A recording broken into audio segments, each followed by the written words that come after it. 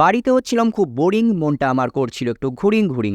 এই গরমে কোথায় যাব ভাবছিলাম, ঠিক তখনই মনে পড়লো শয়তান বলে একটা নতুন হিন্দি মুভি রিলিজ করেছে, ওটাই দেখে আসি। তাই বেশি লেট না করে বেরিয়ে পড়লাম।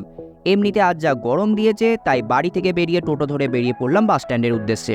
আর স্ট্যান্ডে এসে দেখলাম সেখানে আরও বেশি রোদ, তাই সানগ্লাসটা পরে খানিকক্ষণ স্টাইল মেনে নিলাম। আর স্টাইল মারতে মারতে দেখি আমার বাসও চলে এসেছে, তাই বাসে চটপট চেপে পড়লাম। আজ বৃহস্পতিবার, তার উপরে এরকম গরম, তাই লোকও সেরকম নেই বাসে। তারপর বাস থেকে নেমে টোটো ধরে চলে গেলাম ডাইরেক্ট বর্ধমানের আইনক্স সিনেমা হল।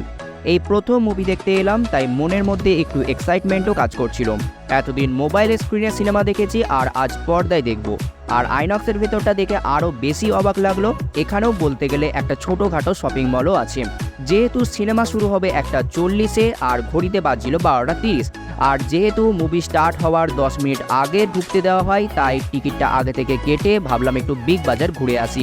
ওখানে বেশ কিছুক্ষণ ঘোরার পরে 1:30-এ আবার চলে এলাম আইনক্সে। তারপর হলে টিকিট চেক করিয়ে ঢোকানো হলো।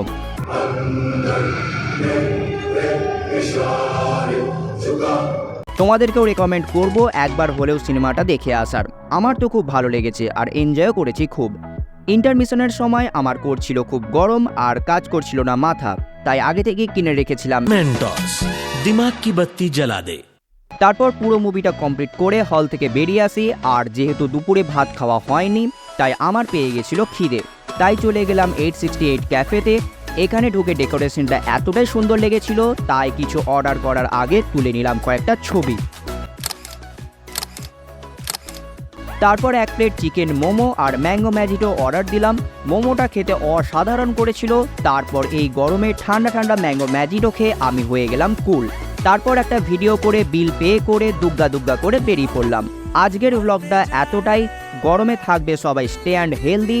আজকের মতো টাটা, বাই বাই।